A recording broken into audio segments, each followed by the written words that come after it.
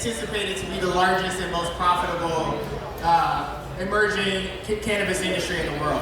So we've heard this term social equity for years, and today we're going to have some folks really come up and talk a little bit about cannabis and community restoration and what we need to do and see in order for this emerging market to keep the communities most harmed by the war on drugs centered in the development of this market and its opportunities. So we got folks in education, we got folks from city government and entrepreneurship, and so we just really want to inspire a conversation focused really on what our community stakeholders are doing to make sure that people are ready and able to take advantage of the market opportunities. So the first person I'm going to bring to the stage is Ms. Vickiana Reyes. Give it up for Vickiana.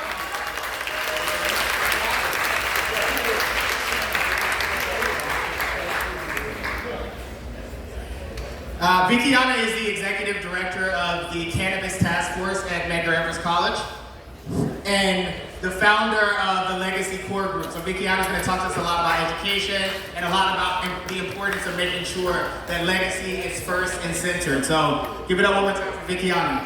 Good afternoon.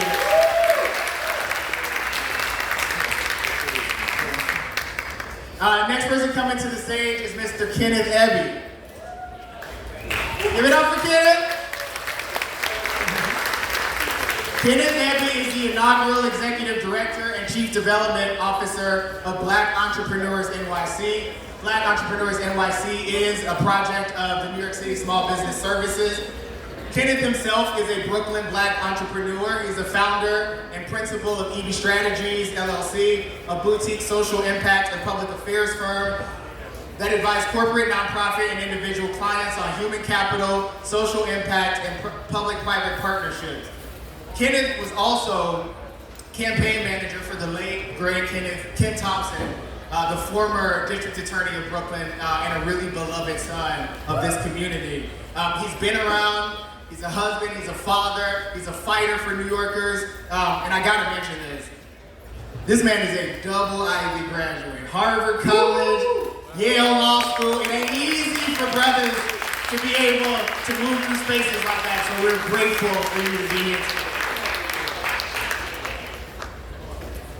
All right, and the last person, and pardon me, I don't mind referencing my notes. I hope y'all don't either, you know? Jacoby gets up here and just spits game directly. I'm not going to do that, okay? I'm going to make sure I introduce these folks correctly. So, this last person, your favorite rapper probably wouldn't have been able to smoke the best cannabis on the road if it wasn't for Sheist Bubz. Sheist is one of the co-founders of the Smokers Club and a man who helped artists like Currency, Wiz Khalifa, and Mac Miller go on some of their earliest tours during the blog era. Sheist is himself a legacy entrepreneur.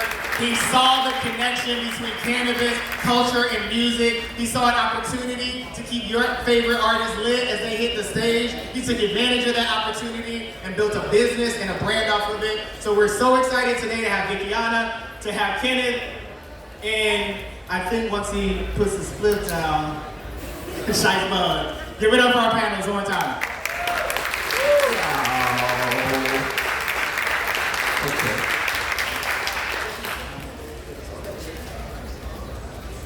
All right.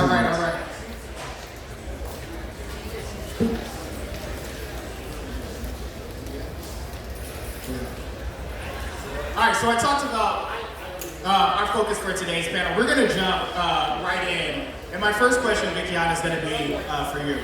Okay.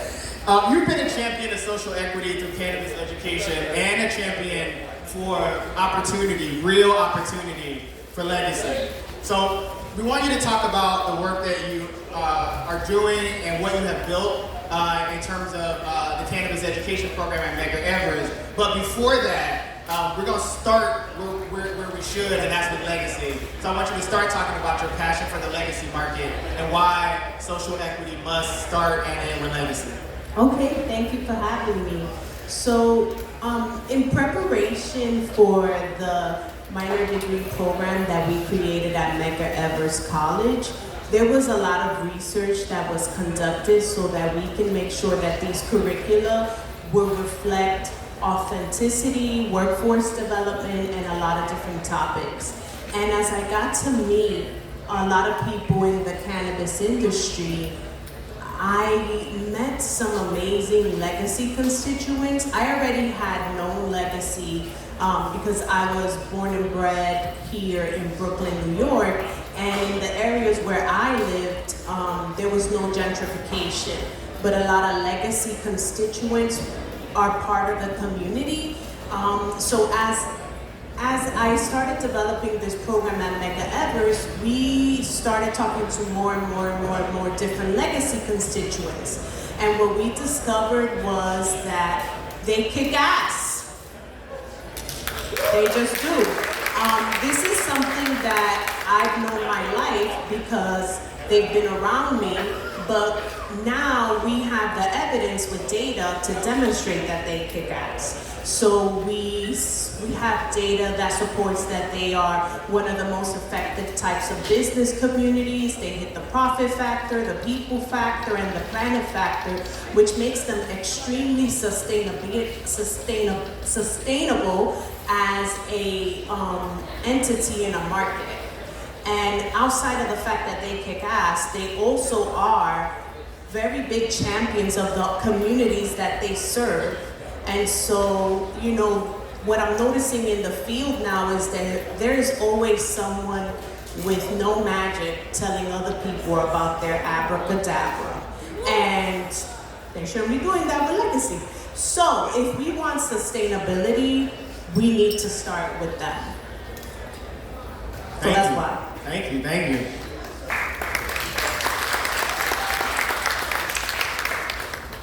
Kenneth, your experience, professional experience, spans both the public and the private sectors. As I mentioned, you're a Black Brooklyn entrepreneur yourself, and your work in city government currently focuses on advancing Black entrepreneurship by increasing the number of Black-owned businesses in the city, supporting their growth through development, management, fundraising. Can you talk to us about how New York City is stepping up to help communities like Bed-Stuy learn about and how to take advantage of all the opportunities in the emerging New York market? Tell us a little more about the Cannabis NYC initiative that was just launched.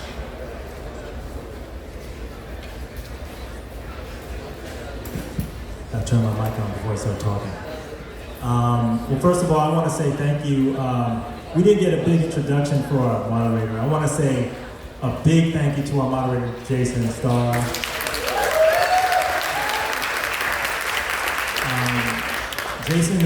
Jason and I met about 2 years back, about 3 years back.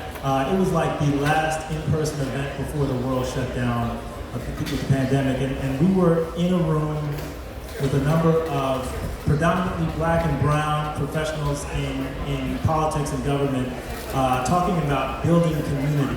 And when I tell you that is at the heart of what Jason does as a fighter and a community builder, I can't tell you anybody more aptly named than Jason Starr to really lead that charge. So I just want to thank you for bringing us all together. Thank you. So I'm the inaugural Executive Director and Chief Development Officer of Black Entrepreneurs NYC. We're an initiative, as you mentioned, of the New York City Department of Small Business Services, and really, it's a real benefit for me to be able to come to work every day with the purpose of my work and my job title to be unapologetic about identifying where we can be a better resource as city government to help create opportunity in the Black community for business ownership and for entrepreneurship. So we're trying to provide information and resources. We're getting to where people are to tell them how to start a business. If you start a business, how you can make your business more impactful in your community by scaling up your business, bringing on more people as employees, and basically enhancing economic opportunity that Black businesses create, in addition to the tremendous resources that they provide for our city. So that's at the heart of what we do at BNYC. And as part of that as well, before the MARTA legislation came online, we were really behind the scenes working to convene actors in city government to try and talk about how our government can and should be a resource to help when this industry becomes live in New York, to make sure that it's equitable, to make sure that the communities that have been, predisposed to being impacted by the federal war on drugs would be at the front of the line when it came time to the economic opportunity provided. And not just that, but also front of mind when thinking about the impact of this industry in the community. So fast forward a little bit, and the legislation's passed, and just in April, Mayor Eric Adams announced the city's commitment of approximately $5 million to advance and equitable development of the cannabis industry in New York City.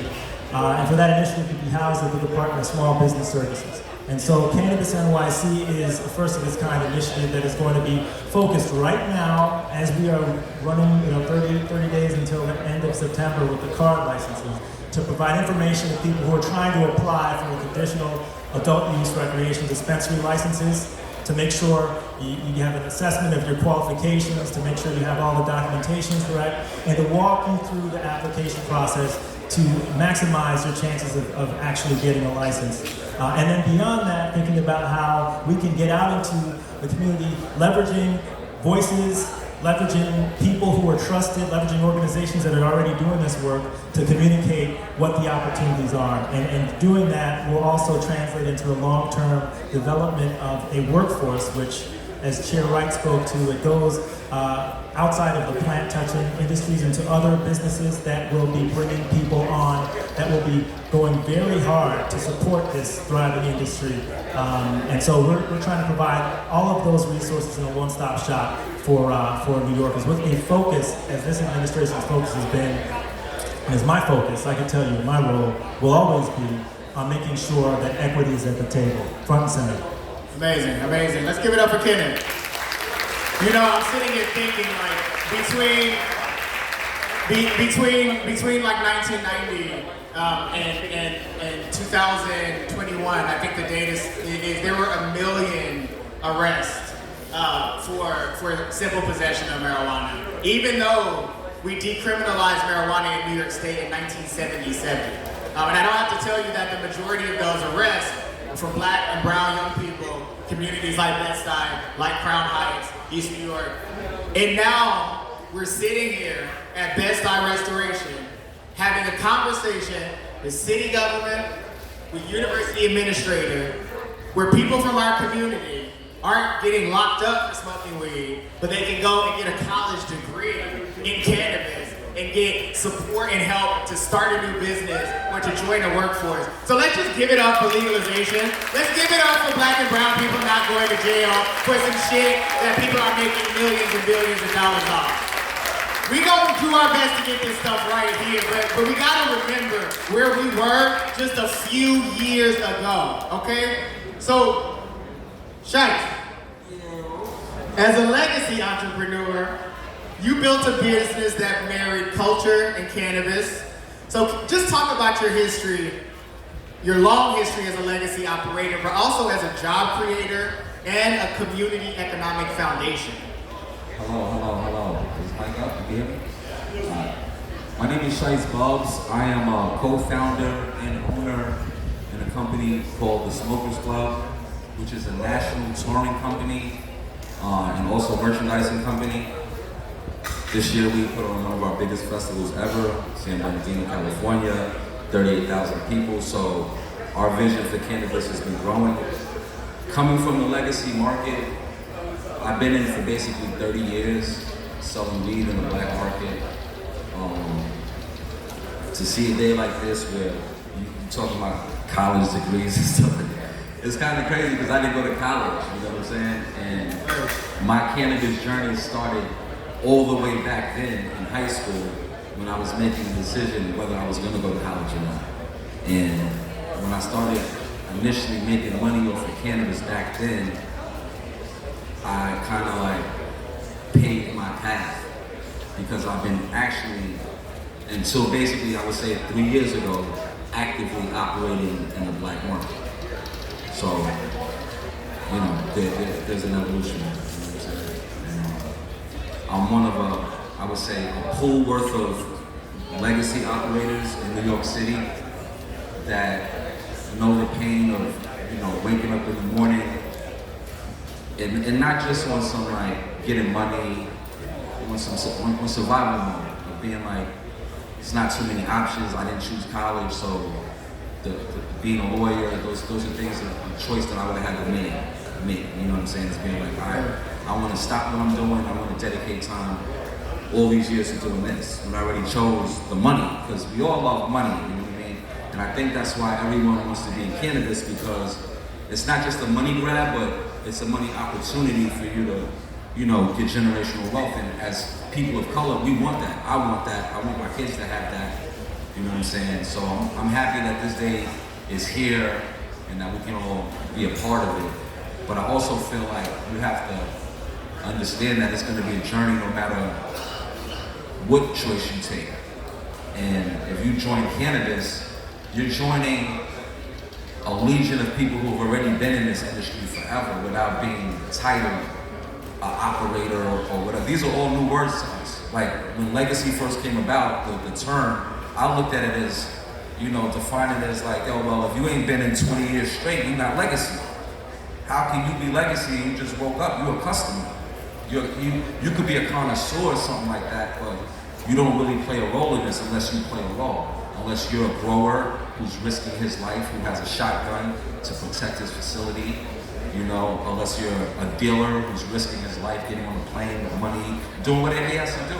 You're risking the police, running up in his house, taking your money, being looked upon as a loser by society because either you smoke weed, you sell weed, it's in your possession.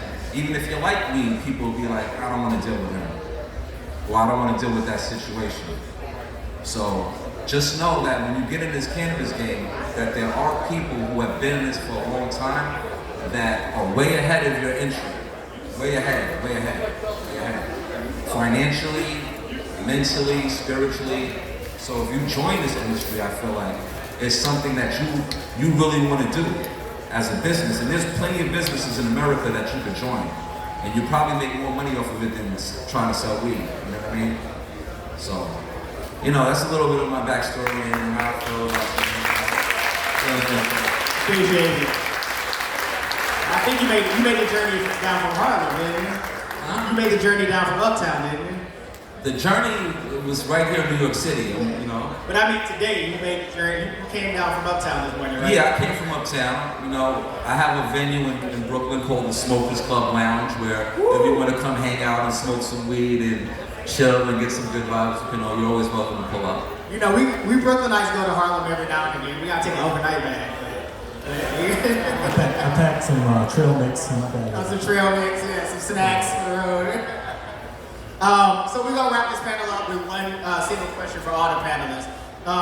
The director of the Office of Cannabis Management, Chris Alexander, is often quoted as saying, social equity isn't a thing, it's the thing. So, briefly, 1 minute, what does social equity in cannabis mean to you, and how in 5 years, when New York's emerging market has matured, will we know that we have built a market where social equity is the thing? And I'm gonna go ahead and start back with you, Vicky. Sure. So there's an issue that I get in trouble sometimes for being a little too honest. But like John Lewis says, we all gotta get into some good trouble sometimes. There's an issue that I'm seeing now, which is the licenses are opening up, people are very excited, but there's resources that are missing to be able to launch those businesses. So I would hope that in 5 years, it would be streamlined, a mainstream line created for any participant in the cannabis industry that wants to have a business. It comes with the opportunity not only to apply for license, but also for financial resources. Because if you give me a license, hypothetically, and you say, hey, Vic, open up shop, that's gonna be a little tough for me at this time. Universities don't pay what you think. So there needs to be like grants, business resources for these different entrepreneurs. That's what I would love to see. Thank you. Kenneth? So in my role at the city, heading up the Black Entrepreneurs NYC initiative, I can answer that question, what does equity look like, with one word, and that's ownership. Ownership. Say it again. One more time. Ownership. Okay, that means licenses are going to be distributed and certain people are going to be able to get the card license this time around. In 5 years, I want to make sure that those Black and brown people who own those licenses, who receive those today, still retain those licenses. They are not bought out by larger corporate interests that have just swooped in because these business owners have not been supported as they should be. When we look at the numbers here in New York City, and I'm speaking about a broader community, but I'd like to use a specific example of Black people in New York City to make the case. 22% of people in this city identify as Black. However, according to recent numbers, only 3.5% of the firms, businesses owned in New York City are Black owned. Think about that. So I'm going to just say it one more time. For the communities that have been previously impacted, that have had folks who have been on the run, who've been in the shadows doing this work for years, and there has been a market, right? But who's been paying the price, right? For those people and for our communities to make sure that this opportunity, once in a lifetime, that's created, is created to prioritize our economic interests. In 5 years, I want to see that it's not just the card licenses, but it's the other license categories, distribution, it's cultivation, it's processing. Those licenses, we see ownership by the people, the communities that have been doing the work. And that's what I think it comes down to. Appreciate you, Ken. Ownership. All right, Sheist, you get the last word. What does social equity mean to you?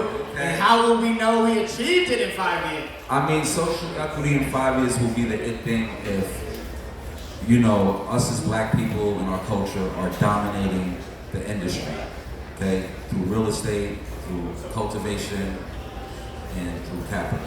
You know what I'm saying? Like, that's the only way it's gonna be the it thing, because there's so many factors I feel playing into it being the it thing that I just have to look at it from that perspective right there.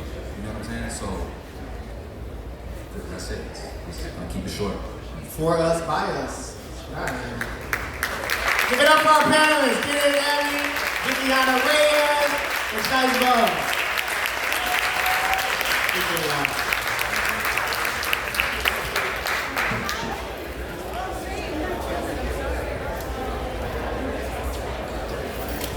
Pause for the selfie game real quick.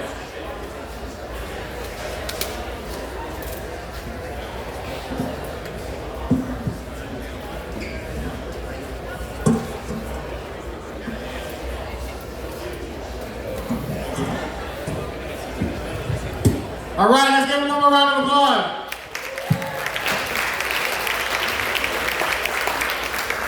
Before Jacoby comes back to the stage, want to make 2 points. First, I don't see him, but he's right over there. I just wanted to acknowledge that the Chief Equity Officer at the Office of Cannabis Management, Mr. Damian Fagan, is here somewhere. Let's make some noise for Damian.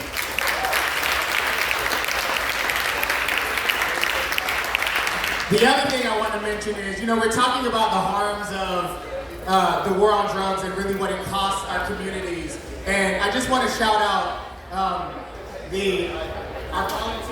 volunteer EMTs, the Bedford-Stuyvesant Volunteer Ambulance Corps. You know, back in the 80s and early 90s, the response time for emergency services in this neighborhood was over 30 minutes. Over 30 minutes. And so community members, volunteers came together to help found a volunteer ambulance corps. And today it is the largest and only multiracial volunteer ambulance corps in the country. So let's just give it up for Bed-Stuy Volunteer Ambulance Corps. Just another example of how we take care of us when other people don't. When the people who are responsible for taking care of us forgot about our communities, we were still doing the work. So we really appreciate them for being here as well. All right, give it up for Jacoby! Alright, guys, check. If you guys don't know, the last couple Revelries, I was the only MC up here, and I have to say, it's like a breath of fresh air to have someone as amazing as Jason to switch off with. I can actually drink water in between, rest. So quickly, before we get into our next one, I do want to do a very special sponsor shout out. We'll get through all of the sponsors at some point throughout the day, but this one in particular is a law firm that believed in us 4 or 5 years ago. We met with this gentleman, and Lulu and I told him this vision of what we want to build and build a community of meaningful conversations that appeal. And he was like, I'm down. Put us down as a sponsor every single year, and I cannot thank him enough. So we're just gonna give a quick round of applause for the Fox Rothschild Law Firm, my man Matt Katay. Thank you.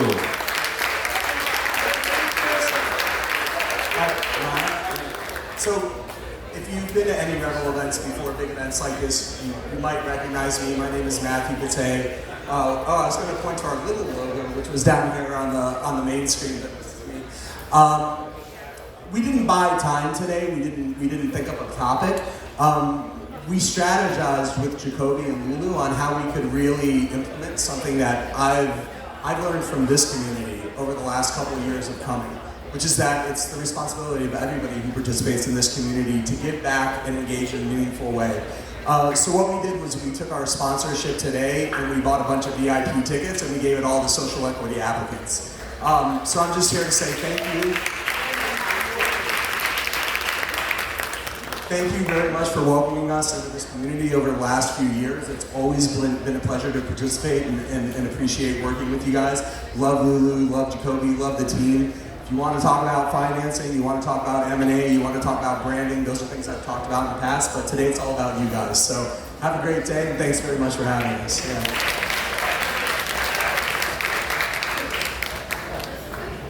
All right, guys. So once again, I cannot thank Matt enough for believing in us.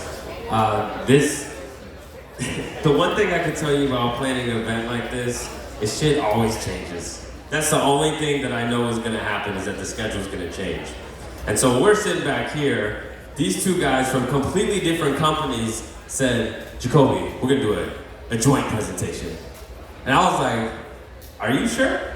So we're mixing it up today. We're talking about the opportunities of the plant touching, and a lot of people use the phrase plant touching, and they're referring to like licenses, right? It's kind of intuitive, but cannabis plant touching businesses, dispensaries, cultivation, manufacturing. And then there's also ancillary opportunities. So the law firms, the CPAs, the people writing your applications, whatever. So for our next talk, we have two gentlemen coming up here from our sponsors, both Weed Maps and Lantern, sharing the stage. I have Akili and Cedric coming up here for the mix-up. Make some noise for them, guys. I don't know if you guys realize, they're one of our sponsors. Make some noise for them, guys.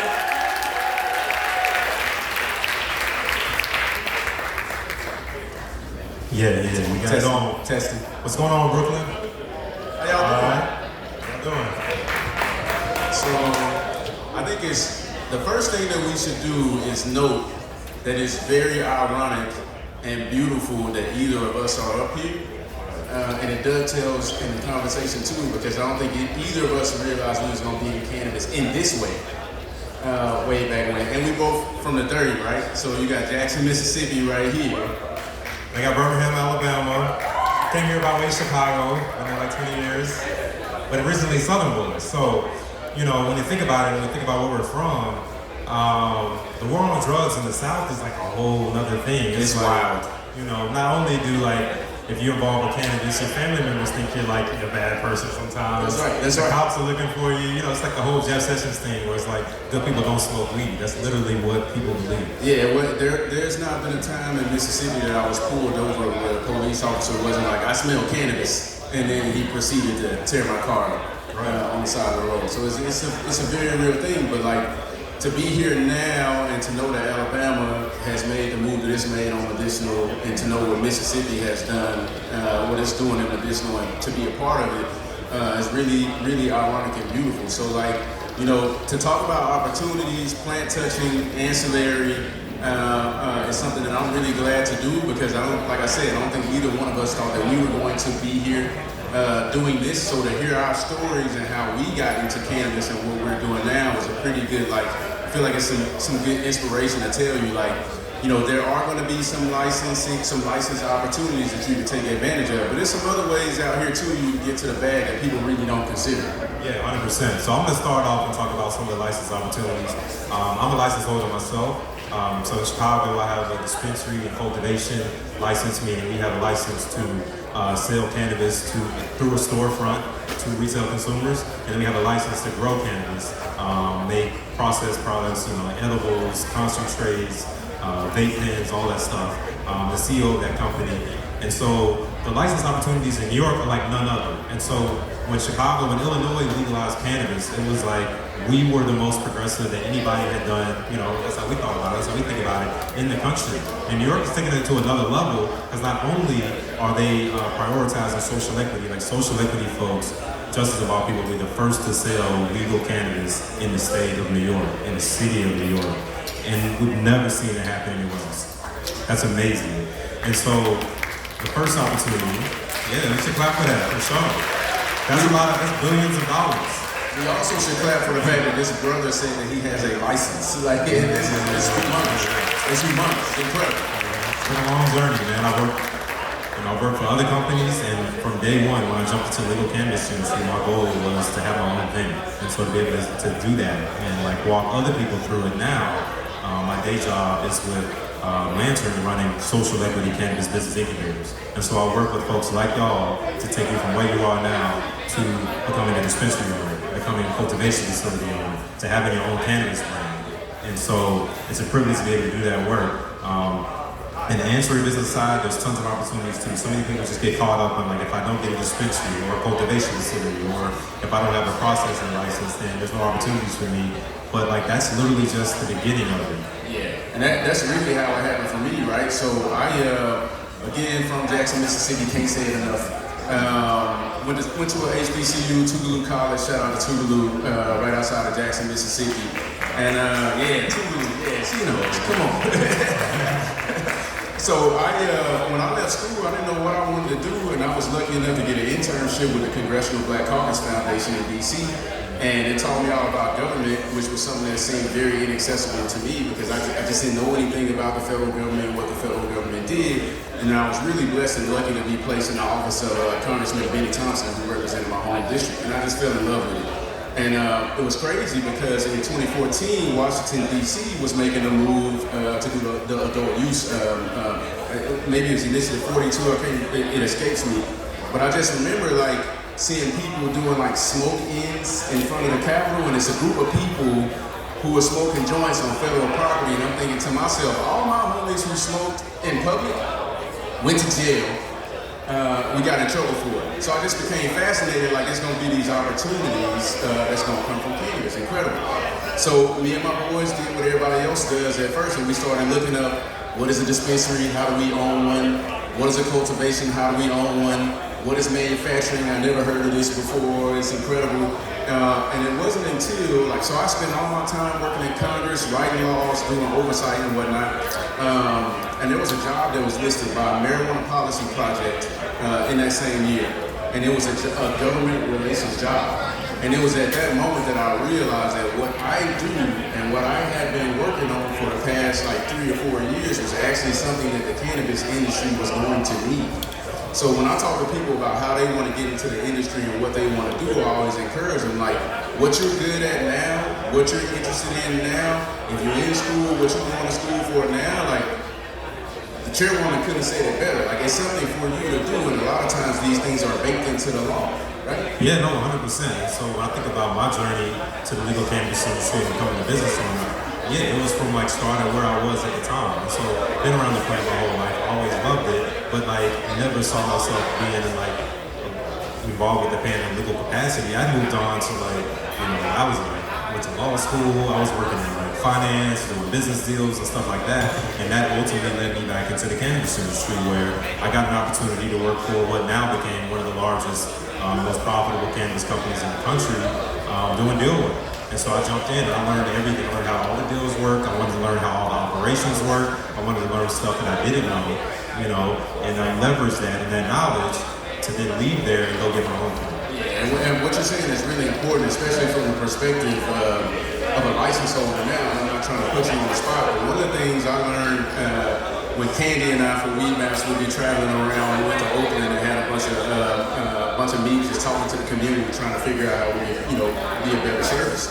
And one thing that always stuck with me was someone told me, I actually think it was Denise Barber, she was like, we put so much emphasis on the license itself, but the license is not the gold star.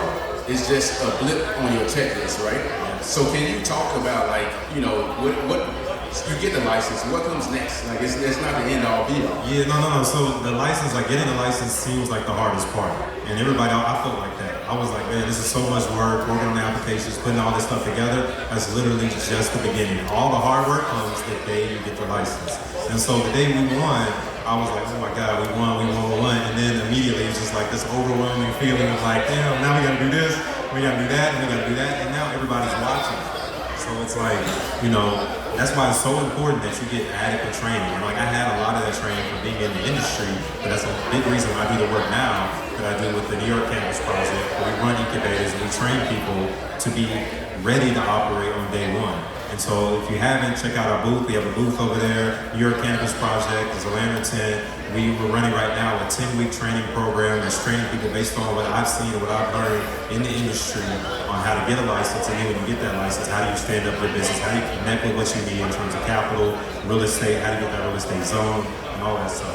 And then, you know, back to the ancillary opportunities, like just going back to what the chairwoman was saying, like literally what you do now is applicable, right? So it's like, if you like marketing, if you're good at graphic design, if you're good with numbers, if you're good at retail, if you're a good salesman, if you have the gift of gab, like no matter what it is that you spend your time cultivating your talents, there is some way that that talent is going to be applicable to the cannabis industry. But you really have to put yourself out there and network with individuals to really understand how they took advantage of these opportunities. Because there's nobody here that's like a second, unless we're talking about the legacy market, there's nobody here that's like a second generation like cannabis career person. Like we all really pioneers in this. So as I look around and just think about the people who are here and the businesses who are here, raise your hand if you work in the cannabis industry now. A lot of people work in the cannabis industry. Raise your hand if you're applying for a license out here, you're trying to get a license, any license, don't matter what the license is, right? So this is kind of like a microcosm for how it goes, right? It's gonna be this many licenses, and it's gonna be this many opportunities for you to work and take advantage and provide services for all of those licenses at the same time, right? So as I look around to the people who raise their hand, I see Candy, I see a lot of people from the Weed Maps team, Sarah, Lizzie, I see Chima over here chilling in the back. Like all these people have interesting stories. And I think if you asked them if they thought they were gonna be in cannabis 5-10 years ago, everybody would say no. But everybody has these really interesting and helpful nuggets. You should talk to them and figure out how they did what they did and who they know, so you can take advantage either to start your own thing, run your own business, or come into somebody else's company and provide benefit. Because all of our lived experiences are valuable. 100%. And something I want to leave y'all with right now is like, you know, a lot of people are like, oh, okay, I don't qualify for the car licenses, you know, let me just forget about it. Like that's literally just the beginning. It's an amazing opportunity. If you apply, you should definitely pursue that. But like, even if you don't qualify for car on the license side, that's just the beginning. There's cultivation licenses that are coming out that are not out yet. There's new dispensary licenses that are not out yet. If you make edibles, I know a lot of people that make really dope edibles that are on the unregulated side of things. Bring that over, because like at the end of the day, what's gonna win in all this is the brands.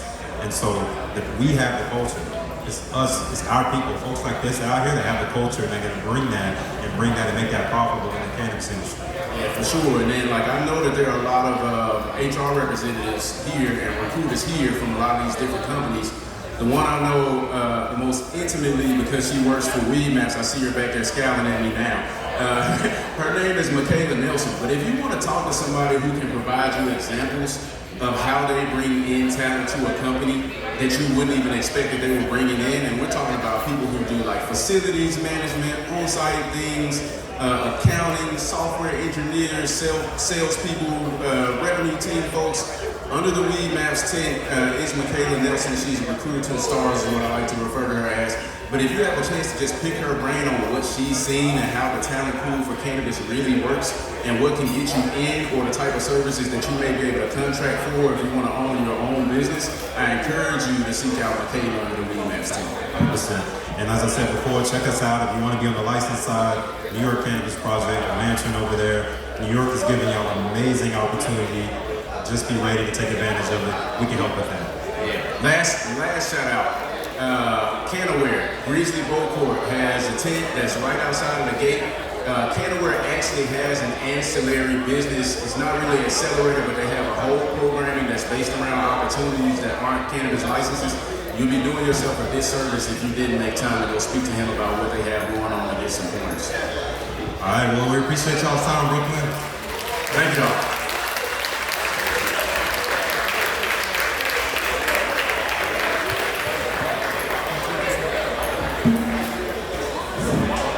All right. I know the program is long, but we want you to stay with us. Real quick, coming to the stage, we have the New York State Department of Labor.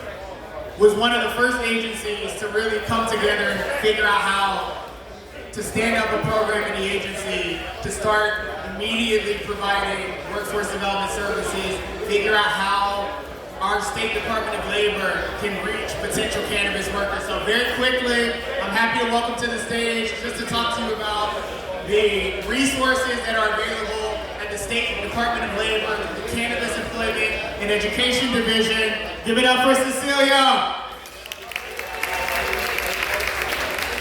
Hi everybody. I am from the New York State Department of Labor. That's right. The New York State Department of Labor has a cannabis unit. We're all here today. We're out in front. Stop by, say hello, sign up for our email list. We are here, and we're really happy to be here to help kick off this part of the program that's going to be talking about workforce development. Great to get licenses, great to have your business up and running, but you're going to need workers. So that's why we're here today. We're happy to be here. It's great to see the turnout for all the people interested in this space and in this work. New York State Department of Labor, all of our services are free of charge. We have 95 career centers across the state. We serve over 500,000 job seekers a year. Please tap in to our services. We're gonna help find people the careers they love. And finding a career you love in cannabis is what brought us all here today. So we're really happy to continue that and really be here with people that have that mission.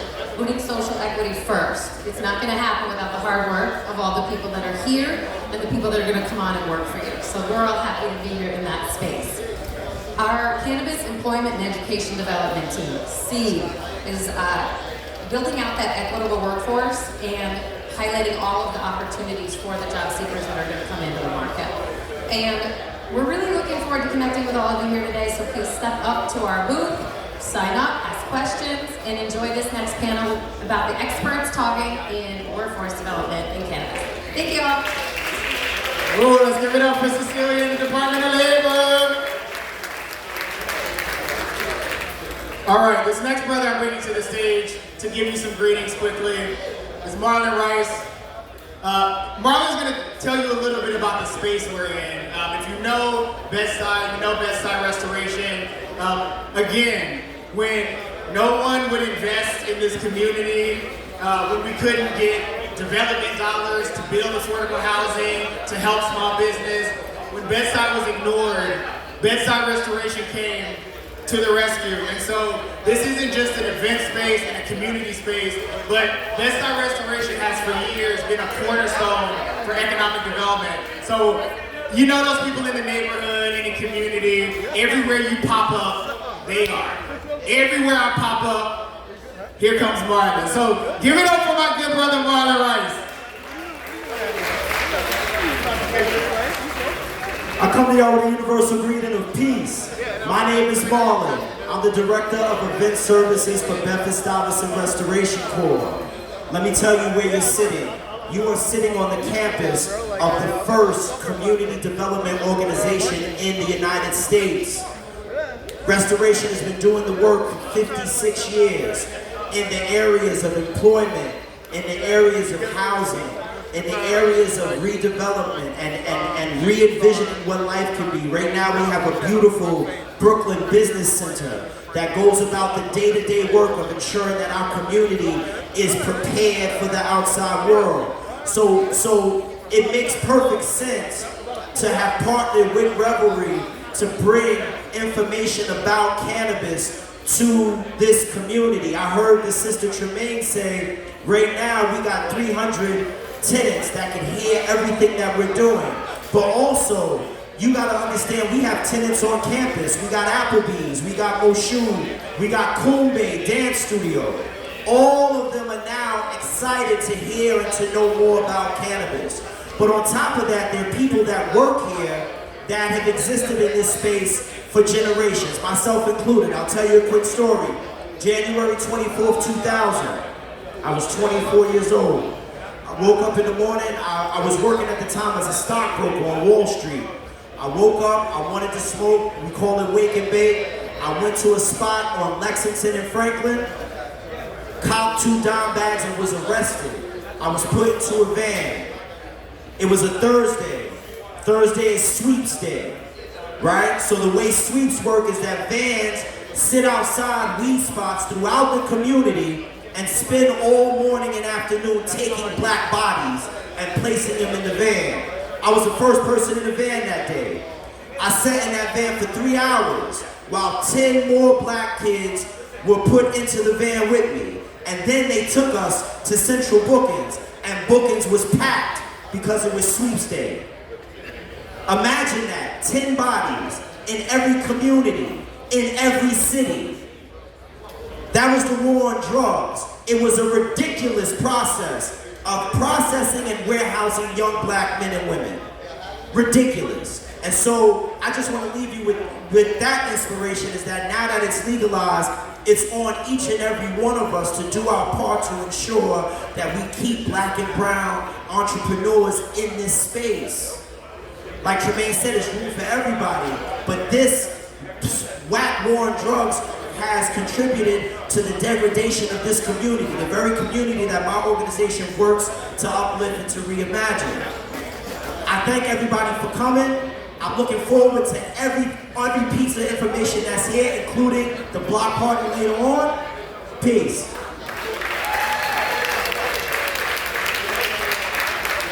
Thanks, Mara. All right, so we only got two more things left. I promise you, important information. Kenneth talked earlier about ownership, and that's incredibly important. Incredibly important.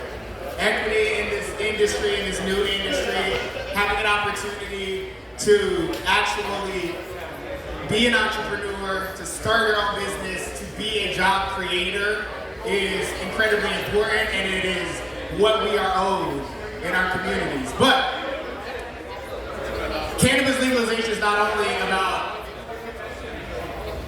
ownership, but also about who's actually going to work for these businesses. We want our community to hold the license and ownership, but we also understand that this new industry in New York is going to create tens of thousands of good jobs and careers, and we also want those too. So this next panel is going to talk a lot about how workers can get prepared, what opportunities to get connected to existing companies and new companies, and what kinds of careers up and down the supply chain are going to be available. So I'm excited to bring this next panel up to the stage. First, we have Kelsey Applebaum, the head of community partnerships at Banks. Kelsey has an established career in cannabis recruitment by applying her 7+ years of team building experience to the growing cannabis industry. Really excited. Kelsey has been a Revelry speaker before. She has blessed our stage before. Banks has blessed our program before. They're here in New York. They're ready to connect with workers, so we're excited to have Kelsey with us today. Next, we have Nikki Caitman. Nikki is the Political and Communications Director of Local 338 of the Retail, Wholesale, and Department Store Union. Nikki's union currently represents all of the unionized cannabis workers Yo, give it up for labor. We don't fuck around with labor. Look. I have known Nikki for over 10 years. We were little baby advocates, and I'm telling you, when it comes to politics, don't mess with this woman right here. Don't mess with this woman right here. She has been fighting for cannabis workers. She has been fighting for the industry, and we are really happy to have you. Our last panelist is Sarah Ibarra, Senior Account Executive at WeedMaps. Give it up for Sarah. Sarah made the cross-country trip from California. And look, WeedMaps sees operators up and down the supply chain. So who better to really talk about the full scope of what this workforce might look like, what those tens of thousands of jobs might look like and mean in the retail sector, in the processing sector, in the cultivation sector, security, across the entire industry. So we're excited to have Sarah with her expertise at WeedMaps. So y'all ready to get started? Y'all ready to get started? Oh, one more thing. Cannabis legalization is New York, her story. The bill, prime sponsors, 2 women, 1 black woman. The bill was passed March 31st, the last day of Women's History Month, and I gotta give a shout out. There were so many advocates, so many folks who had their finger on legalization, who worked, who toiled, who fought for years. It wasn't one person's victory, but we often point to an individual who, for years and years and years, was putting narrative and story around this. So even though she's not here with us today, I want to give it up for Cassandra Frederick, the Executive Director of the Drug Policy Alliance. So I am very excited to be moderating this panel with these 3 badass women in cannabis. So let's get to it.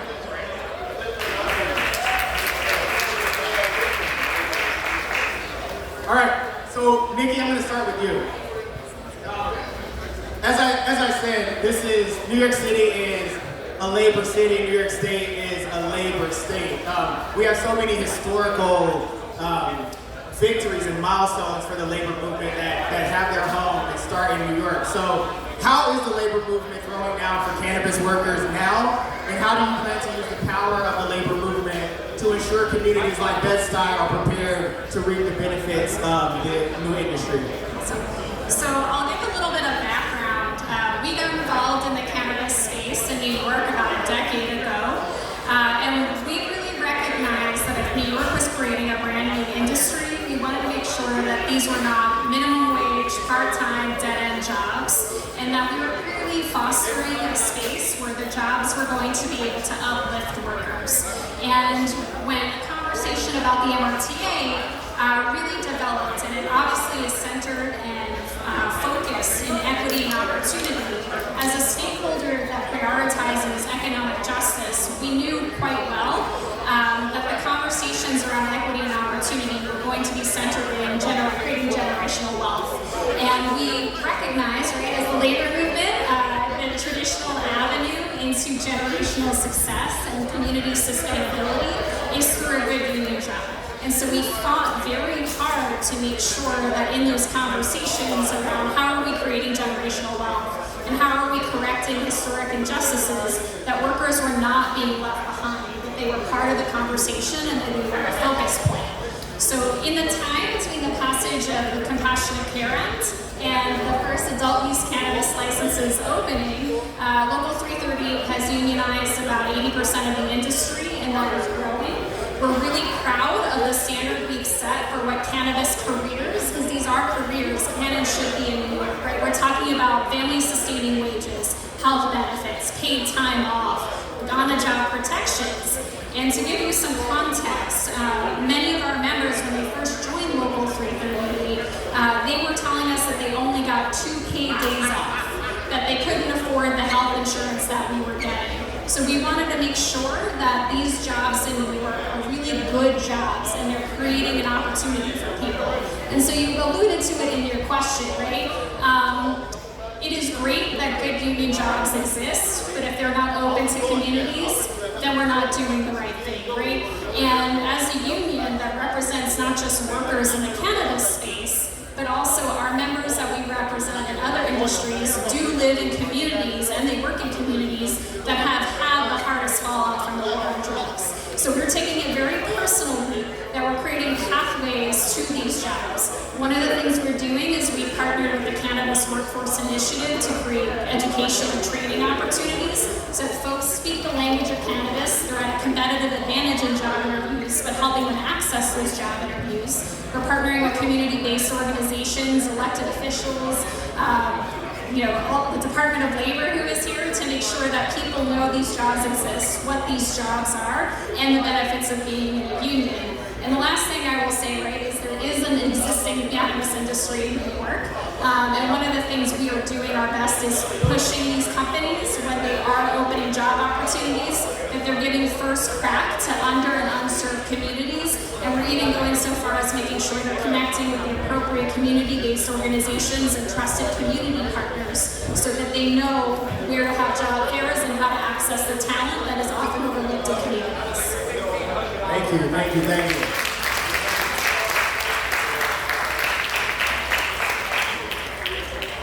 Kelsey, so, you had years in the game, years and years in the game, and have talked to our Revelry community before about your work in banks, in job creation, and connecting workers to opportunities. So can you just talk to us a little bit more about the work you do in banks and how recruitment and job placement services can play a key role in providing pathways and access to communities for careers in cannabis? Yeah, something that I'm really proud of is that over the past 6 years of my journey in cannabis, that I've worked with cannabis companies in 30 states, 5 countries, and I've contributed to license applications in 15 markets. And something that I've realized throughout that is that everybody needs someone to rely on when they're trying to figure out where to start that journey. That journey for everyone is really unique, and we want to create resources for them. That being said, there's not one path, there's not one place to start, but the most common question that we get asked is, where do I begin? At the end of the day, you should all begin where it makes the most sense for you, but the best advice that I can give is actually start with spaces like this, connect with your community, reach out, join advocacy groups, and see where that network takes you. These opportunities and showing up to spaces and events like this actually lead to the best opportunities in cannabis, so keep doing that, and I think that's where everybody's path will ultimately begin, and then ultimately we'll also join an industry that is really contributing to the growth of our country. So. Thank you, thank you.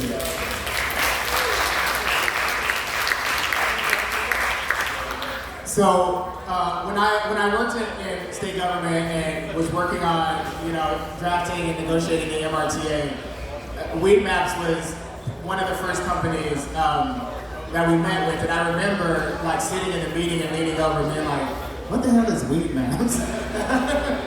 and it's taking me a long time to figure out exactly what Weed Maps is, and more not just specific to Weed Maps, but really I've learned a lot about the relationship and intersection between the cannabis industry and tech. And so, Sarah, can you sort of demystify a bit for the folks really what Weed Maps is, but also what are those intersectional relationships between cannabis and tech, and what opportunities are there at those intersections that folks need to be thinking about?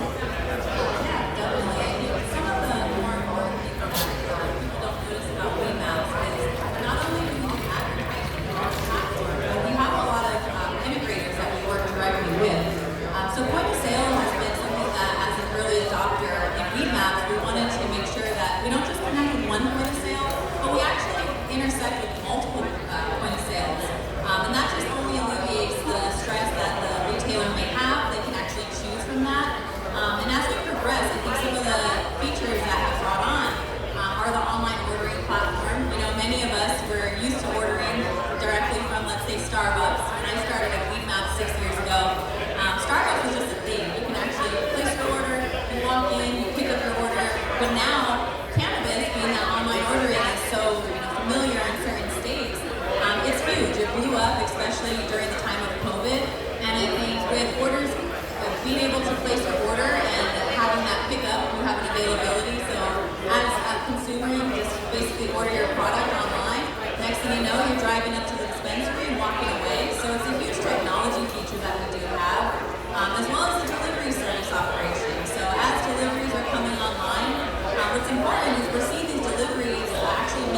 people's doors. And people that are especially in the situation where they may be a vet, may not be able to walk directly into a retail shop, those delivery services are really providing safe access for those consumers. As well as a lot of people don't notice that we maps, aside from the advertising that we do on platform, we also do a lot of advertising aside away from the platform as well. So any programmatic, any display, billboards that you guys may be seeing, we even do gas station advertising now. So if you're at a gas station and you see at the pump it pops up, it's really important to find out ways that you can attract your consumers, and that's the way that Maps has came about, is really trying to find how we can get those consumers and draw that attention to that retailer. Some of the positions you may not notice that are available in the cannabis industry. I know Tremaine had mentioned a few in the beginning, but we're looking at a lot of developers and engineers and coders, people that are working on the customer service side and the sales side. Those are people that are actually generating, pushing our platform, and making sure that we're operating at all times. So even though you might not be a coder or an engineer, you still may find a place in the cannabis industry. I know I see a lot of females out there. Me being a female in the industry has been very passionate for myself, and I think that comes with a lot of, how we're moving in this industry. We want to bring and have a diverse group of people coming in, not just one set of individuals.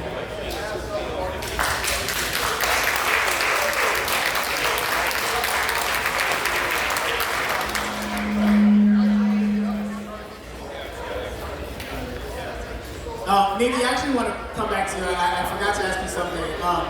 There's a term both in the MRTA, and that may not be familiar to people, the term labor peace. And, we're talking about workforce development, and our focus really is on really opening up this dialogue and conversation about how we get folks ready to take advantage of careers. But I think we also have information to share for entrepreneurs and operators. Because you will be hiring a unionized workforce. So what is labor peace, and why is that a critical piece of the social equity puzzle? Absolutely. So the labor peace agreement is a requirement that was outlined in the statute of the MRTA.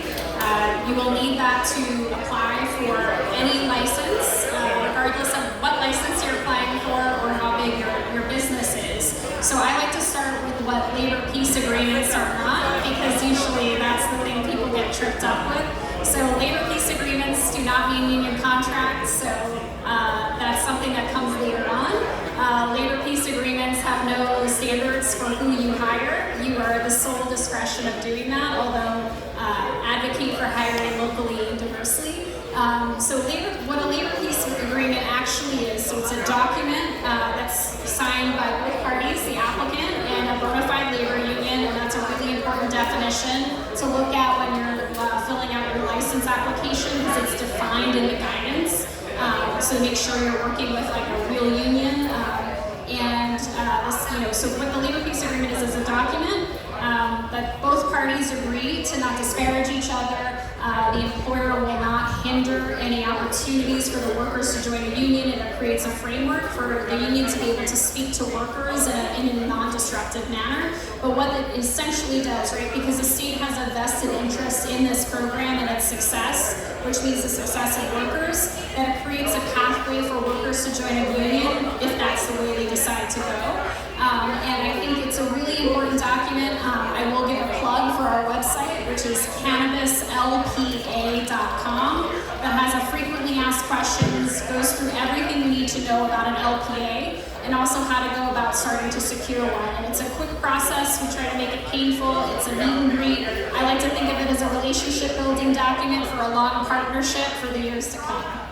Thank you. And I'm going to actually pose this next question to both Sarah and Kelsey, because we do have, city, state, government partners here, and cannabis, especially legal cannabis, is as new to the regulators and city and state officials as it is to the community. So if you were, talking to some of those folks here, what can you share with them about programs, resources that they should be providing for a community that will help prepare people to enter into the cannabis workforce? And Kelsey, why don't you start? I think first of all, every company that operates as a license holder in cannabis, either current or future, has an obligation to contribute to their community. You can't have a strong cannabis community without a diverse group of people. The diverse mindset, the diverse backgrounds, the diverse skill sets all lead to a stronger company. If you have a company that has a one-track mind or one personality or one type of background, how sustainable can they be? How impactful can they be? The biggest impact comes from a diverse group of people. So the more resources that they create in order to do that, the better. Now, it's not as easy as it seems. You have to invest in your culture. You have to invest into company operations that actually sustain this. That starts with hiring practices. That starts with actually engaging with the community that you represent and hiring from there versus just looking. What I always like to remind people is if you just have a job description, you're never actually going to be able to hire a person. You need to actually look at what that person's bringing to the table, challenge them to step up, encourage them to do more than just that job description, and then ultimately your company will thrive because the entire company is working towards the same mission. Yeah, I think as far as the community, they should really start to listen and be involved. There's certain stakeholders that you want to get your information to, and I think as far as making sure that we educate a lot of the consumers, not only just on safe access, on how to consume, because I think that's a lot of misinformation out there on how to consume, what you're consuming, what is the best practices in consuming. And I think those are ways that we can better educate, as well as just making sure that everyone in this room and everyone outside of here knows how to get to those careers. You know, there are a lot of careers in cannabis, but how do you actually access those careers? Are they job boards? Are they people that you talk to? Can you get it just from somebody that mentors you? So really just digging into finding out who those people are and how you guys can actually get consumption and safe access is really going to be educational for everyone. Yeah, I would actually love to add that in addition to just seeing cannabis as a product which you can consume, you have to understand that there's so much that goes into it. And part of that advocacy actually starts with the people that are here. There are jobs for everyone. There's not just jobs for people that consume. There's not just jobs for people with one skill set. Really, anybody at this point can have a job in cannabis. There are jobs, like you mentioned, for people within the tech space, sales, advocacy, really every aspect. And the more people that understand what those opportunities look like, the more diversity we're going to end up seeing. We love to create opportunities for people from all different backgrounds because that's ultimately what's going to be best for our industry. Thank you. I'm really glad you said that piece about you don't have to consume in order to find career pathway here. I think that's really important, and often folks disengage, fail to engage because they don't necessarily have a relationship with the plant. They don't want to think about having a consumption relationship with the plant. So, and that's a part of what we're doing today. There's so much stigma that these conversations are necessary sometimes to really sort of remove that veil of stigma for folks who wouldn't necessarily see themselves in the industry because of the relationship that their communities have had. So I'm going to do the same thing I did on the last panel to close out and ask each of you the same question, and it's essentially the same thing I asked the last panel. I want to reinforce that we are now in an emerging cannabis market. Right? Weed is legal in New York State. Licenses for adult use have been issued. More license applications are on the way. We are building a cannabis supply chain. This isn't practice. It ain't a test. It's for real. And so 5 years from now, hopefully, we will have a mature market. And so for each of our panelists, what's your vision? What are we going to be sitting here talking about in the summer of 2027 when we have a mature cannabis market? And also, just tell the people where they can find you. Nikki, you want to start? I think in 5 years from now, I'm very excited about the educational opportunities we're going to be seeing. Right, everything's still developing in community colleges, nonprofit organizations. So I'm really excited about the education, and I'm optimistic that in 5 years from now, we're going to have a very exciting workforce. If you know anything about cannabis workers, to digress for a second, is they're natural advocates. They are already advocates, and they are very invested in and passionate about the work they're doing. So I think we're seeing all workers like rise up and stand up for themselves across the country. I think in New York we're going to see workers who are very passionate about the success of this industry, holding it accountable. So I think in 5 years from now we're going to see a lot of really good jobs. We're going to be talking about the success of workforce development here in New York. And you know, I will just also, one other thing, my favorite part of the MRTA is a little known section that talks about a 2-year look back to analyze and assess how well the industry is doing, so that if there's a course correction that needs to happen, it will happen, because there's a commitment to making sure this industry is diverse at the top, but also in the workforce. So at that point, that course correction will be happening, and we will be on the path to the best program in the country. All right. Kelsey? Yep, that's all you give it up for, baby.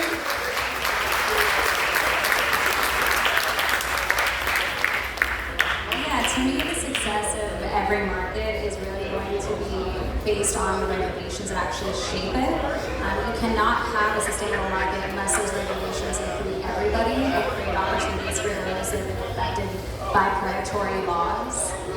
At the end of the day, without an inclusive industry, it's not going to grow in this manner. A lot of times what we find with new markets, especially since I've been in the industry for 6 years, is that they equate success to how much revenue they bring in on the first day, or the first week, or the first year, and that's just not true. A market is not able to be sustainable unless they truly give back to and represent the communities which they serve. So my hope is that that's something that we continue to see in New York. That being said, it's estimated that there's 76,000 new jobs in cannabis that should be created in New York itself. And I'm hoping that the license holders in each of those markets within New York, as well as the teams who represent them, are true indicators of the communities that they represent and operate within. I think cannabis has the ability to add to New York's amazing culture if it's done right, and if it's done right, the industry is going to thrive. How many jobs is that? 76,000 jobs in cannabis in New York in 5 years. Everybody say 76,000. I said say 76,000. All right, I just want to make sure you heard. Yeah. Sarah, close us out, baby. Yeah, I think that in the next 5 years, we want to see a diverse and inclusive industry here. I think what's really, driving a lot of people to come out is their passion here, and that's the reason why we all want to share that information to somebody else.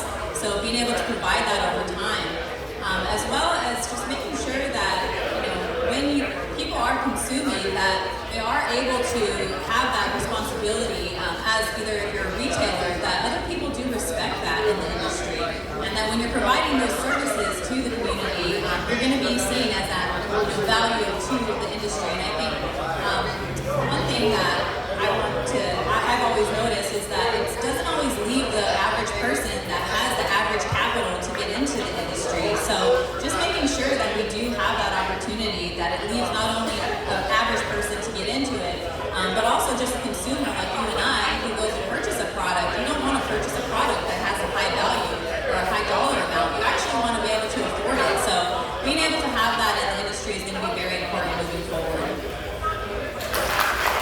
All right, let's give it up one more time for Kelsey, Nikki, and Sarah.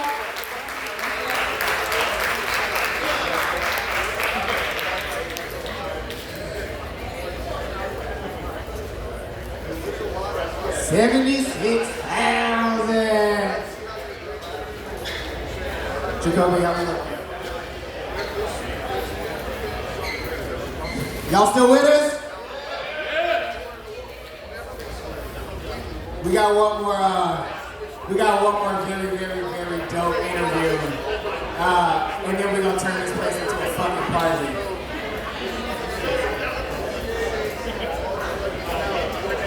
Check. Yeah. What's up, Margo? What's up, everybody? How we feeling? You guys learning some things today? All right. We have one more interview. So, before we get to that, I need everybody to stand up. Stand up. Stand up, stand up, stand up. We're patient, take your time. Loosen up a little bit. Did you say we're patient? We're patient. You can tell you look at that. Patient, fool. Alright, this is what I need you guys to do. This is groundbreaking. Meet somebody next to you you haven't spoken to yet. Talk to them right now. Crazy concept. I need y'all to connect.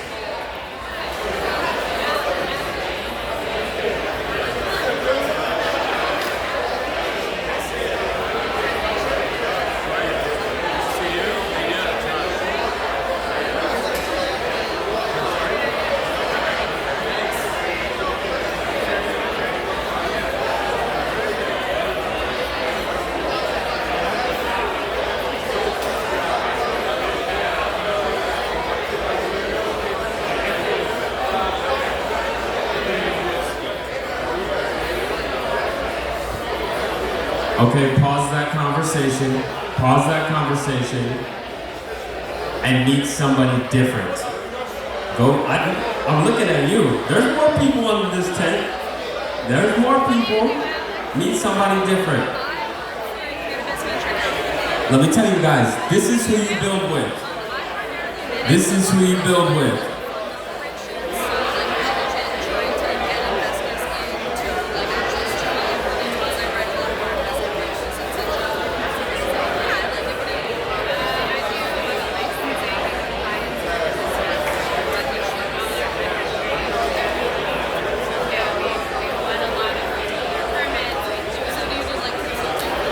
Get some contact information, name some social media handle, collaborate on some posts, elevate each other. Alright guys, we're gonna do one more thing. We're gonna do one more thing before our final interview. And I need you guys to help me. We're gonna make some noise so that everybody that's out there comes in here. Alright? You'll follow my lead. She's an alum of my college. You are dope. You are dope. You are dope. You are dope. You are dope. You are dope. Louder, you are dope. Turn it up, you are dope. All right. One more time, guys. I want you guys to make some noise for yourselves. I want you guys to make some noise. So everybody out there, come out, come on, make some noise. Come on. All right. You think they're ready? All right, we're ready. Thank you, guys. Thank you. Guys, thank you. Jason Starr, my man. I couldn't do it without him.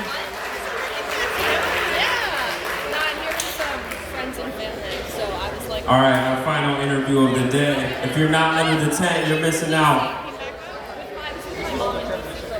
We talk a lot today about restoration. We talk a lot about the opportunity. So this next one, we want to bring somebody that has really built something from the ground up.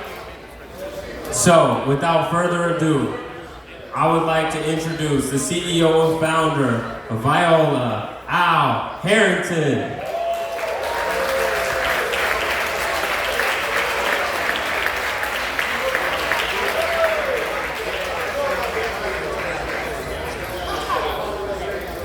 Come on, make some more noise for him. Make some more noise for him.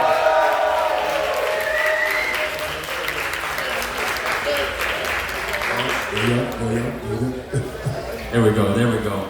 He came straight out of the car. Didn't waste any time. I appreciate it, man. It's good to have you. You know what's fucked up is, y'all told me I had an hour, so I got high. Now I'm high as hell. Ain't gotta talk. This is how we do it. So we're gonna get the realness. Word. Big shout out to my brother Fresh.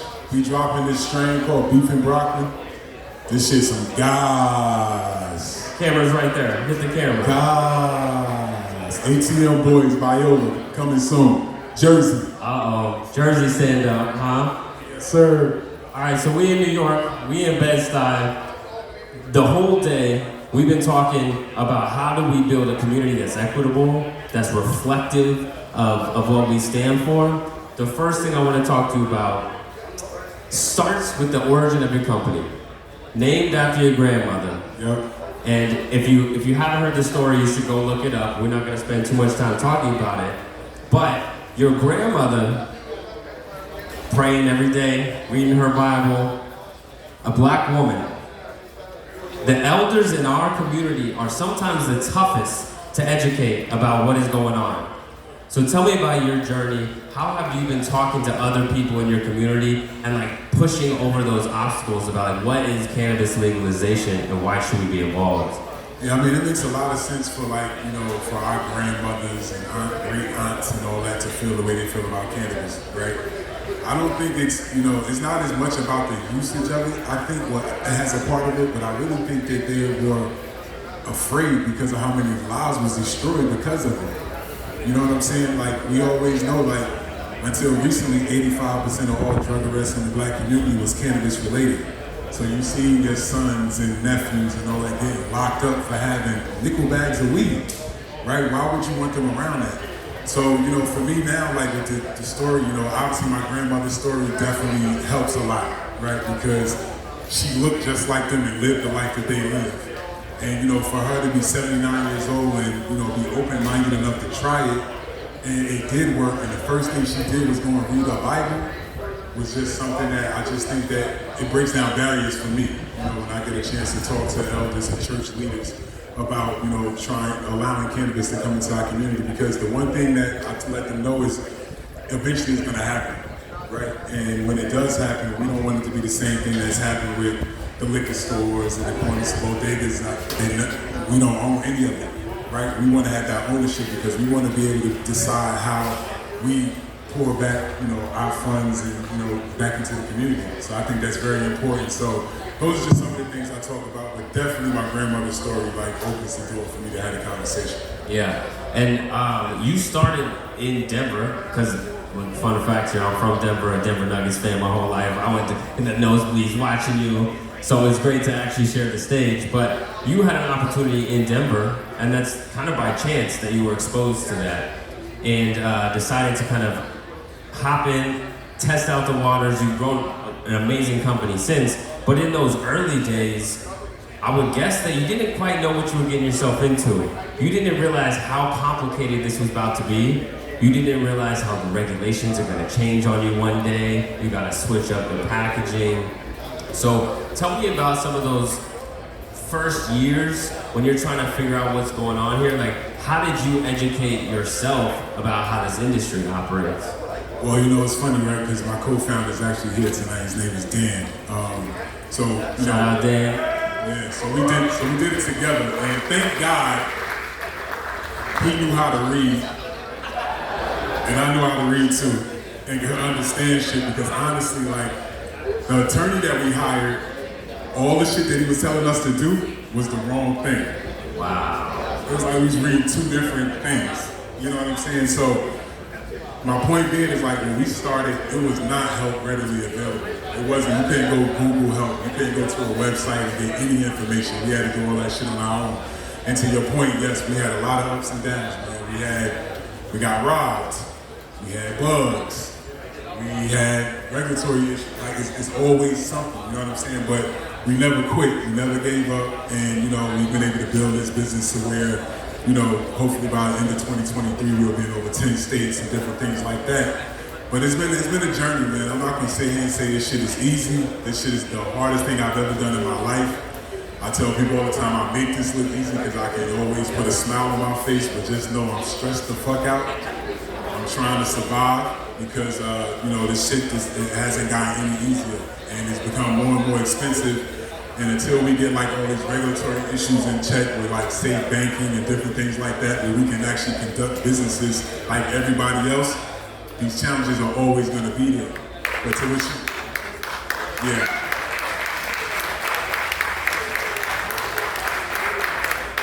But, you know, like, and I'm sure we're gonna get to this as we continue to talk, but like, you know, one of the main things for us to be able to survive in this shit is we're gonna have to work together. Because, you know, the powers that be, the competitors, they do not want this to be inclusive for us. They say that shit, but that's not what they really mean. They want it to be inclusive to the point where they're gonna, buy us out for pennies on the dollar type situation, So we just have to always be conscious of that, and we cannot look at each other in this room as competitors. We have to figure out how we can get aligned and work together if we're gonna win in this space. I swear to God. Yeah, make some noise for that. So before you hit the stage, we just did a quick exercise. We made everybody meet each other. Nothing crazy, right? But the reason we did that is, to your point, the dispensary that's going to be on this corner and the dispensary 2 blocks away, you guys aren't competing with each other. You're cooperating, because there's much bigger sharks looking at both your dispensaries, and they're about to eat them if we don't operate together. So when we talk about working together, you're going to talk to that dispensary, a couple blocks away, like, yo, do you see the regulations change? You see the packaging change? What are you guys doing about that? And that's how we collectively can build. Let me cut you off, but you gotta think about it. Like, the only way that you're gonna really benefit from your dispensaries, there's gonna be something called a roll-up, right? When this money comes, that's gonna come in to either partner or buy and consolidate, they're gonna want multiple, not one. Right. So to your point, why not just have some form of an alignment, even if it's just a line of communication, that when those times come, instead of you coming about one, it's all 10 of these available at a 10 times multiple compared to selling yours by yourself at a 2 or 3 time multiple. You understand what I'm saying? Like, all of it's strategic. It's very strategic. But the key is, how do we work together as a community? Because that's what cannabis fosters. It fosters a community. Like, that's what I really focus on with my company, is always trying to figure out, like, how can I bring people that are like-minded, that are from different walks of life together to collaborate? Because when I think about what cannabis has done to me, number one, it's made me friends with people I would have never been friends with if it wasn't for a joint. I use an example of, like, a guy I played against, Paul Pierce. I hate his fucking guts. I wish he died. Until we smoked weed together, man, my man. You know what I'm saying? So, like, that's how I view cannabis, man. Like, and I think that's what we gotta use it for, man. It has a superpower. You know what I'm saying? And we have to unlock that superpower. And I think the way we unlock it is by having moments like this, and then moving from this to the next thing, to the next thing, but moving together. Facts. Paul Pierce. Shout out to Paul Pierce. He laughs when I say that shit, man. I hate this fucking guy. We'll make sure we put that one on Instagram. No, but what you're talking about is building the community up, and together we're better for it. I read something, or maybe it was a podcast prepared for this, that by partnering with the people that you did, you created more millionaires, more black millionaires. And I know a lot of people aspire to that. We want to be very real that it's about to be hard. It's not all roses just to get to the top here. But talk to me about your goal to create 100 black millionaires, and what are you doing, and how are you trying to do that? Yeah, man, I'm just trying to use my platform as a gateway or a bridge to the other side. 2 examples is like, so through both of the companies, right? So we have, Village, right, which is a company that me and my co-founder founded together. And what we do is we go after all limited licenses across the country, right? So when I used to always look through that process, part of it had like community re-engagement and all these things, social equity components. And what threw me off was white-owned companies would get perfect scores. And I'm like, how do they get a perfect score when they've never been in that community, know nothing about, like, how can that plan even, who gave it, who justified it? You know what I'm saying? So for us, since we want to combat that, what we do is when we go into a different state, we'll find local partners that can partner with us.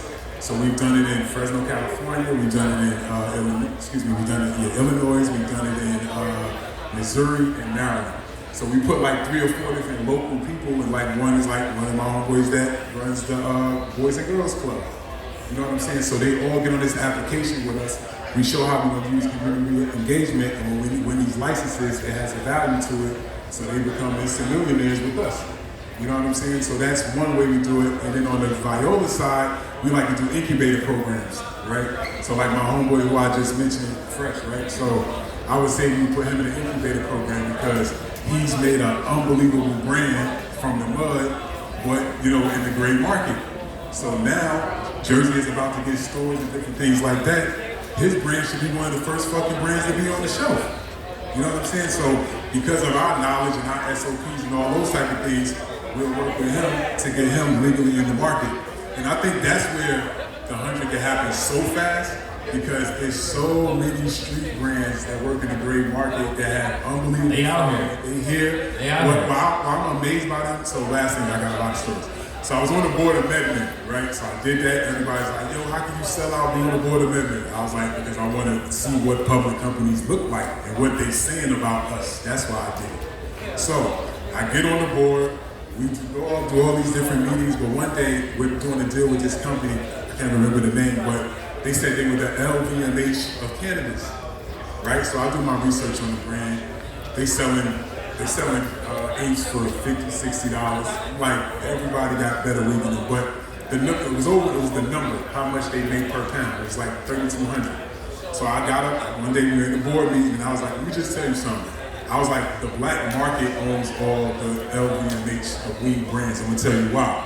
They take this same bullshit ass weed that we growing, right? Make a dope ass bag and sell it for $6,000. Facts. They got it. Not this shit. But it's the brand. You know what I'm saying? But it's the brands that they're building and what they really mean to these communities. You know what I'm saying? So that's what I think that we can happen the fastest. So y'all pray for me and wish us well. The more license we get in these limited states, we can bridge and do deals with these companies and put them on the shelf. That's what's up. That's what's up. So I just want you to know, you told me you do it two different ways. You partner with local entrepreneurs. How many local entrepreneurs we got in this tent today? Raise your hands. So if you're looking for Bed-Stuy, we outside. No doubt. All right? Second one. My wife from Gowanus. Okay. She's like, you better do something. I should have used that against you. We were trying to get you to come. Use that next time. The second one, you said the incubation, using legacy operators that already have a brand. One more time. We out here. We out here. So the people that are here today, the people in the New York community, they're ready for it. They're looking for people like you. But we also had a conversation about the predatory practices. So there are people that would be in a good position to work with a multi-state operator like yourself that want to come partner with social equity applicant. What are some of the things that you would say are like watch outs, like do not do this if somebody's trying to come at you with a deal like that? No, the main thing is just, obviously what's tough is, right, we don't have the resources, right? We don't have multiple $1 million to go lock down real estate, so it puts us in a bad position where we gotta sign some of those predatory deals, which sucks, right? What I like about New York is, they supposed to come up with a lot of the funding, for the social equity applicants, so that there's a real equitable opportunity, right? So, with that being said, in New York, hopefully that box is checked. But other people that have to deal with it, man, is just really just trying to sign it, know what you're signing, make sure you get the proper attorney to read the fine print, and just make sure you own what you're supposed to own. How do you know if it's the proper attorney? That's tough. I just said it, right? Well, normally, good ones about how much you pay an hour. So if your attorney wants $25 an hour, you need the one. Or your cousin. Try to find somebody around $3.50 an hour. It's New York, I don't know about that. But yeah, man, you just gotta find a good attorney. But that's some of the stuff that we can help out with. So my email is al@violabrands.com. I have a pretty good team that look and will what's what I'm looking for. We'll investigate what the opportunity is, and if it's something that makes sense, it's something that we're willing to step up and help with. For sure. We've done a couple panels and conversations with really dope people like yourself. Like Styles P, we had Sherbinsky's up here once, and people offer something like that. Hey, hit me up. Here's my email. Here's this is how you get a hold of me. So many people don't take advantage of that. So I'm gonna tell you right now, he just gave you his email, guys. Make sure you're on it. Sorry, you're gonna regret that. That's all good. No, it's good. I don't answer the emails at first. I got somebody to do that for me. I got it now. Okay, so I do think that there's something else that's really important when you're starting a company. So there's the legal part, there's getting the license, and that's no easy feat. But what happens, I've seen a lot of times, is that people under-invest in marketing, and they don't really like build out their brand from there. And they think like, hey, it's smooth sailing, get that license, weed sells itself will be good. But you've seen in every other market, it starts to differentiate. So how have you kind of like made your brand different? What was your unique value prop, or like, how did you come about this different? Yeah, well, I think the two ways, right? One, because of the platform, meaning like I'm always advocating and different things like that. So obviously it's almost like a cheat code for me that like I'm kind of always in front of people. But one of the other things for the brand is it's all about being innovative. Just trying to see like what's next. Like how can we push packaging? How can we push the look and feel? How can we push billboards? Whatever opportunities that actually present themselves to us. But for me, I think that I surround myself around like younger dudes or kids or whatever. I call them kids. They're in their 20s, and they just keep me because I'm obviously older, so I know what I like. But then they also let me know what's like kind of coming and understanding like the value of the bags. Like we started with jars, and jars was definitely a huge thing because at that time nobody was packing their product in jars. But now bags dominate. Everybody likes the coolness of the way they look and all the different things you can do with it. So now we're going to bags, right? We got some cool bags. We got a vibe campaign that we're launching. And for that, it's just really about trying to allow the customer an easier experience when they come into the store, right? Because understanding like, customer behavior, most people come into dispensaries not knowing what they want. So they're usually asking the buttons and different things like that. So for us with Vibes, we felt like we created that, right? So our sativa-based strain is Get Up and Go. Our sativa hybrid is Good Times, right? Our indica is Lights Out, and our indica hybrid is Kickback, right? So you come in, you're just like, I want to feel like this. Hopefully, that'll make that bartender prompt them to turn and say, one of these strains for Viola will work, right? So just always just trying to be, innovative, can't get stale. This industry moves at 1,000 miles per minute. Things are always changing. Jars might be back in 2 years, right? You just gotta be ahead of it. There's something else you mentioned there that I think can't be overstated, is the importance of a diverse team, right? To have people that have a different perspective, they're like, yo, bro, you're tripping. You gotta go into these bags, and you're still thinking jars or anything, right? So what are some of your pointers for like creating the best possible team? What do you look for? Yeah, like I said, it's got to be diverse, right? I think that everybody kind of got the same idea. It's probably might be a little off, right? You need somebody in there kind of challenging your ideas and saying, well, I think that's whack. Why do you think that's going to work? Having those challenging conversations will make you actually really flesh out your way of thinking. So I've just learned that, I usually have a lot of women around me because they're very opinionated. And they're going to tell you, like, so I got this new product, right, that I want to put, I'll call like the drip, right? So it's like, it's flavored, you drop it into the water, 5-10 milligrams, right? You hit it. But the first thing when I showed it to the girls, they was like, that gives me date rape vibes. So I was like, damn, I gotta rethink this. You know what I'm saying? Yeah, good thing you had that. Right, you know what I mean? So it's just like really having like those kind of people around just is just really impactful, and it really just helping kind of stay on your toes but always be thinking forward. Yeah, I have a rule. I had a startup that didn't work out like 6 years ago, and you could assess what went wrong with it or whatever, but honestly, I'm never gonna start another company without a woman, because I was just so blind to other things. Like, shout out to the women entrepreneurs, you know what I'm saying? For real. They just, bro, what's a big superpower? They see the bullshit. Yo, if anybody knows Lulu, my co-founder, you gotta check the Lulu live check. So fast. So quickly. And see that shit. Superpower. I'm like, how did we survive? Like, men damn, were just everything would be different. Facts. All right, yo, so a couple more things. One other piece that I think is very important is capital. And I think there's probably a misconception that because you come from the NBA, you got access to high net worth, money's flowing, it's probably easy. But if I were to guess, it's still tough to raise that money, bro. It's still tough to make that pitch. People don't quite understand, they're risk averse, whatever. So there's a lot of us who don't maybe have the head start that you have. What are some tips that you would give to us, like raising money, finding that capital, being gritty to make it happen. What have you learned? Yeah, that was gonna be the thing. It's just like, it's tough. Obviously I think that whenever there's a real opportunity in front of you, you can usually find funding. It's gotta be smart about it, gotta be resilient, gotta just keep pushing, knocking on every door until you get what you need. One of the things that I've learned is don't grow too fast. Sometimes take your time, really nail in, lock in what you're doing, you know what I'm saying, before you go to the next project, right? Because 9 times out of 10, if you really dial in that process, that opportunity can fund the next. Make sense?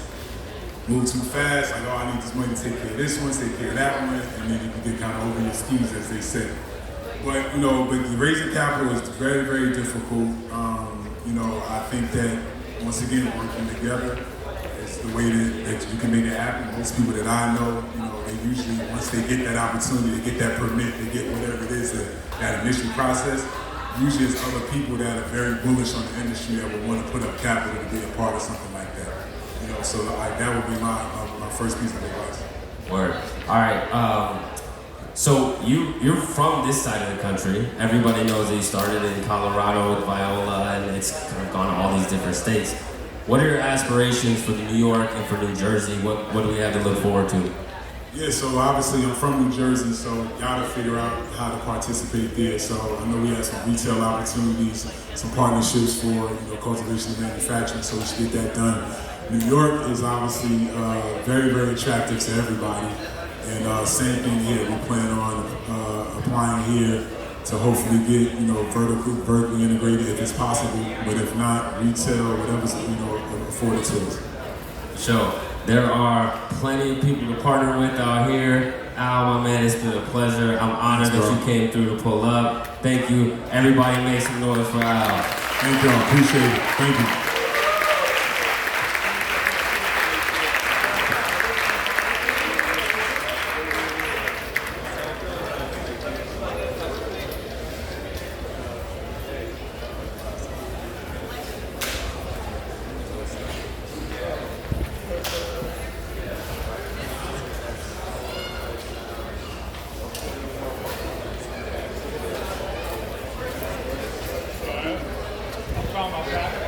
All right, everybody. So that concludes the summit.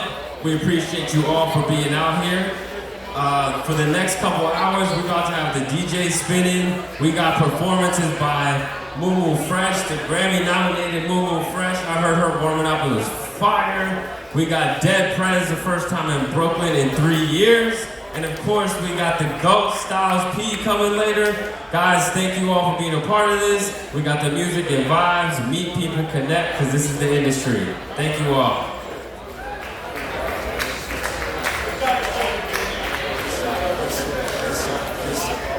Just a reminder.